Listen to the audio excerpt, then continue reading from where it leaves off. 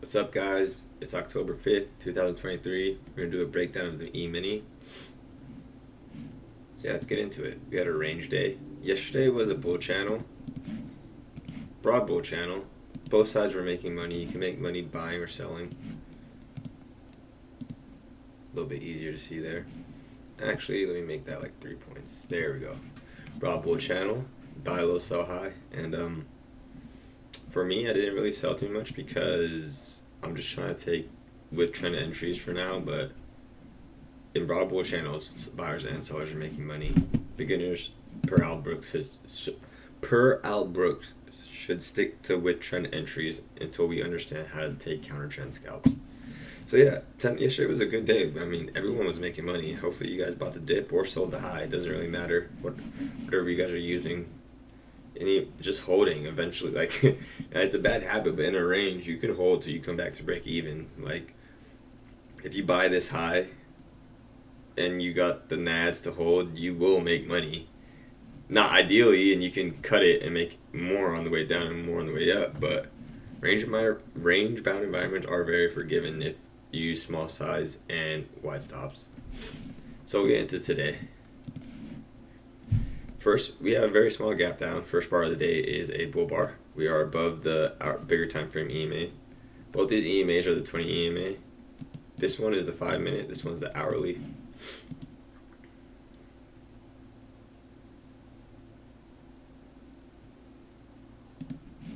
Okay, so the first 6 bars of the day are clearly bear pressure.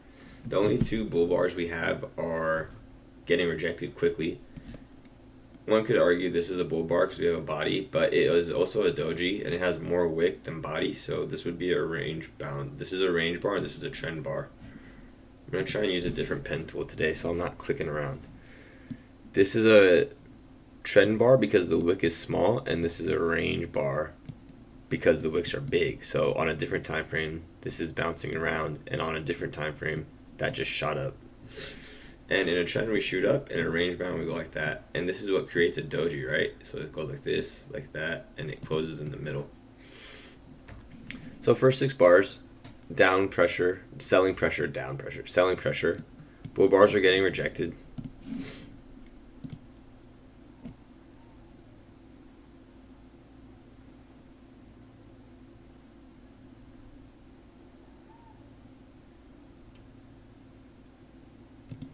It's about the first hour and a half of the day now. We're at 2 hours a day. It's 8 a.m. So yeah, hour and a half.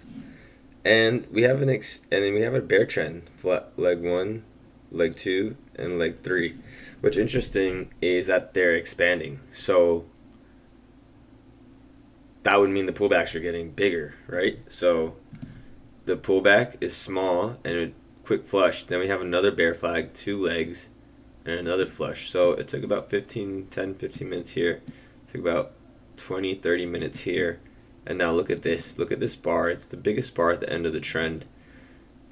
10, 20, 30. So 30 points is a good trend. But bears want continuation.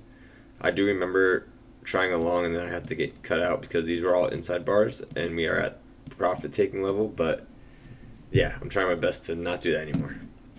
So we have a strong downtrend, and we know that through the first 6 bars already told us like, hey, sellers are stepping up today.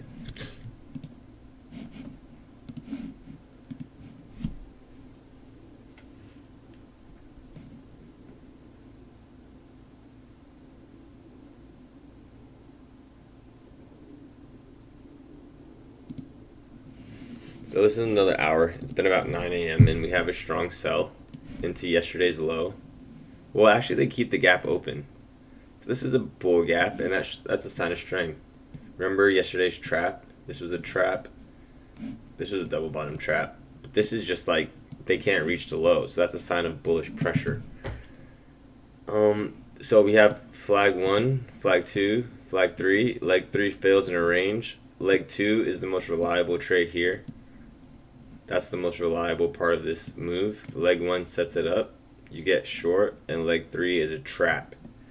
I'm trying my best not to trade third flags anymore because it's a trap. I lose money more often than I make money on third flags. So the trade-off for me making money that 10% of the time is not worth it to me losing money the 90% of the time I trade a third flag. So put some emphasis on third flags if we're not trending. If we have a very strong trend, disregard third flags. We may trend, I don't know. We could go forever. But most of 80% of the time the market is range bound. So it's better to just, for myself, it's better to just X that out for now. I do know traders who scalp this 5 points, but I'm just not that quick on my feet yet, because if I scalp this, see this, and see that, I'm not hitting out. I'm thinking we're going down again. So I've been just getting wrecked. So I'm done with third flags. So flag 1 is the setup. Flag 2 is a good trade. You could make about 20 points if you had a limit order set here. Or if you get filled here, that's about 15 points. So you take here, that's still about 12 points. And then we have a head and shoulders reversal for the bulls. Leg 1, leg 2. This is tough. Push up, up. So bulls kind of have like a flag right here and a flag into the EMA, but so much selling, it's making it really hard for the bulls to catch those like nice bars, you know. These are overlapping bars, so the market is range bound. Market's range bound after an expansion. So that's the market cycle.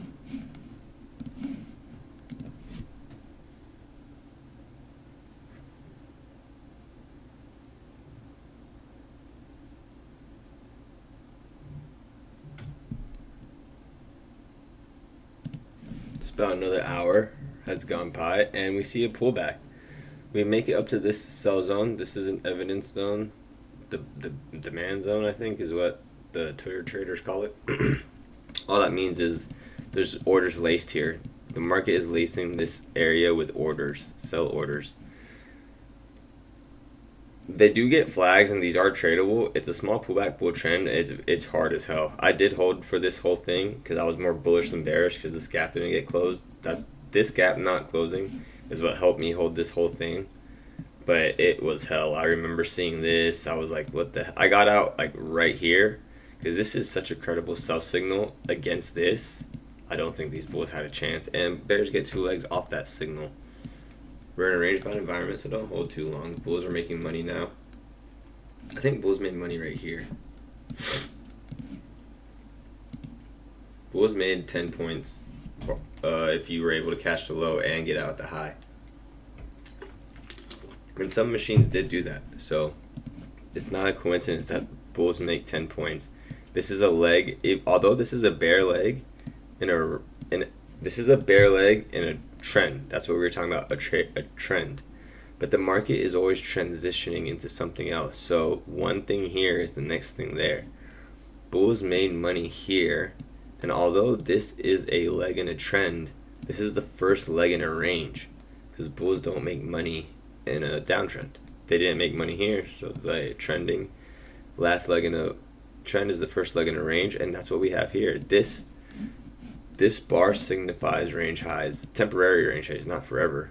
But look, so we're in a range bound environment. Sell high, buy low. So bears are selling, and they make about 15 points here. Oh, excuse me.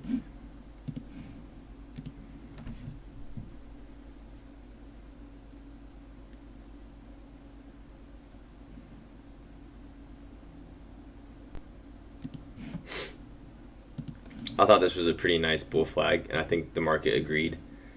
We sold off into support. 50% of the time, the market will sell off into support the first couple hours, or the first. These are all Brook statistics, so if you guys are gaining something out of them, definitely check out his course, because I don't want to just be throwing random crap at you guys. There's context behind all these things. And E-mini does race to support or resistance 50% of the time, so 50% of the time it's a continuation, 50% of the time it's a reversal. That's up to you to decide as a trader, and the first 6 bars help us do that. So E-mini sells off into support. We keep the bull gap open. That's bad, excuse me. There we go. And then bulls get a higher low with the strong bar. And this bar closes above the EMA, and it's almost closing here. I think a buy stop order above here would be legit. Not this bar, but a buy stop order here, or even here. Then you might get a trapped feeling on this candle. The range high is here technically, so the stop order above this wouldn't be bad, but Now this is things I'm learning, so I'm gonna keep that. Okay, we're gonna keep it moving. I do think this would be a good breakout trade because we're gonna keep it moving and go right back to it. I said right here because this was the last leg and this is the range, right? So this is the strong bar, and if bulls pass this leg, then they should look for a measured move up. So like around here to get long if bulls hold, and bulls do hold right here. They're showing you 2 bars above this level. So that's why I was like, this would be a good stop order, but if I was to watch this sell, I wouldn't just put a stop order here blindly. That's why I kind of was trying to not say anything, but if we're moving up here, this could be a good level to just look at.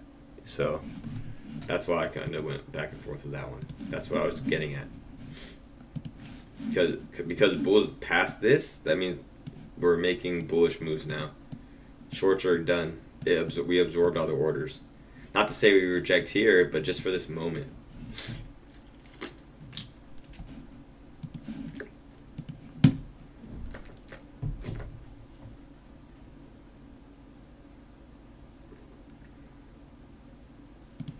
This was a really nice flag. I remember watching it. Push up, come down, and we consolidate. Expansion, contraction, bulls are taking profits, bears are getting trapped. Traders that don't understand market structure are going to go short here thinking we're still bearish. But like I just said, we broke this. We broke these bars. So at this moment, we are bullish. Bullish pressure here, bullish pressure here, breaking market structure here with these bars.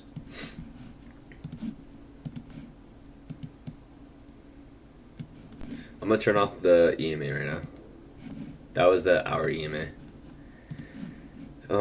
Yeah, so see how we're closing above this level? So we are bullish, and this is what traps people. Double top, lower high, this bar. This is the bull's next target. They need to get above these bars. And they do get a close and then a pullback. And look at these dojis. Very small bodies. Tail shows buying below and no profit taking up top. If people were taking profits, we would see something like this. We would see something like that. This is just like a little something. Maybe a bear. But then bear or bulls are buying lows and they're waiting for something. They get the breakout. Bulls have now made 10, 20, 30 points. Bears have now made 10, 20, 30 points.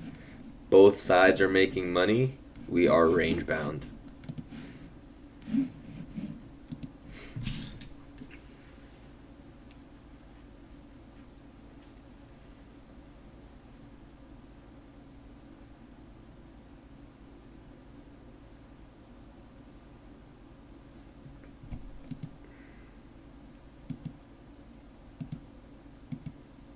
Okay. Oh, wait. They just finished off the bar. Okay, there we go. That's what I was looking for. So here, you can see the market tries to reach the highs. Oopsies. Alright, there we go. There we go. The market tries to reach the highs here and fails. There are a lot of sell orders sitting, waiting. The market sees we sold here yesterday, we sold here today, and that's where the sell comes from. That's what creates the range bound environment. Buy orders and sell orders pushing the market into consolidation.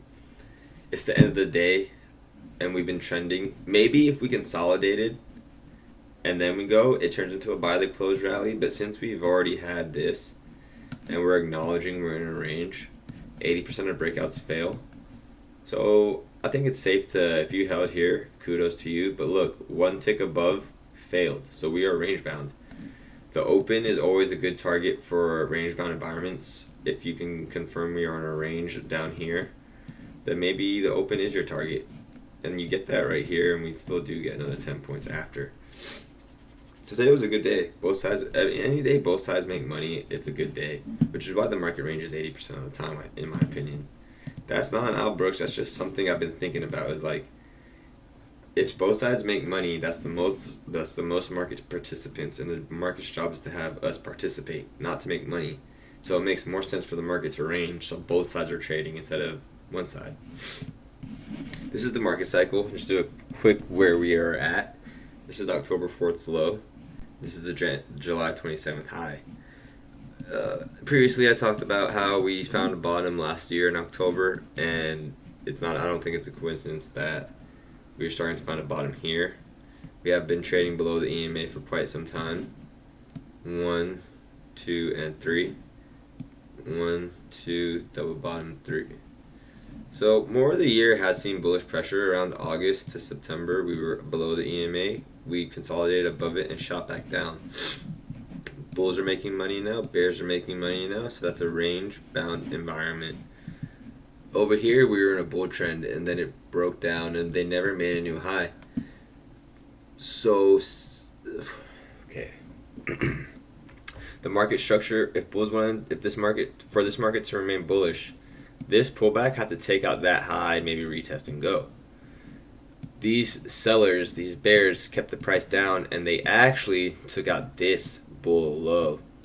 So although the market is in a range, it is a little more bearish because we took out a bullish structure in August. Now bulls try and take out a bearish structure in September, and they collect bars above it, but then bears shoot them down, and the bears take out this new double bottom low. Now we make new lows. This was a previous breakout point. So it'll be interesting to see if bulls can defend or we drop for the rest of the year into infinity. But I hope you guys are studying price action. The markets are getting interesting. I'm starting to think a little more consistently. I've made a flow chart which I want to break down for you guys in a couple of weeks that are helping me not only view the market consistently, but my 10-point lines help me view the market consistently, and then my flow chart helps me think about those 10 lines consistently. And that's my goal right now, is not necessarily to make money, but to think consistently. Because if I can think consistently, I will have a consistent outcome. I hope you guys are learning and you're taking things away and adapting, what does consistency look like for you in your own market. Drop some comments when you guys are trading. Talk to me. Hit me up on Twitter. The channel's name right now is Price Action Breakdowns because I just want to see if more people will pay attention, because I realized coffee and candlesticks is a little more personal to me because I drink coffee while I trade price action. That doesn't scream that right away. So I'm trading it to price action breakdowns for a couple weeks just to see what happens. Have a good day. Use your stop loss. Keep studying. I'll talk to you guys later.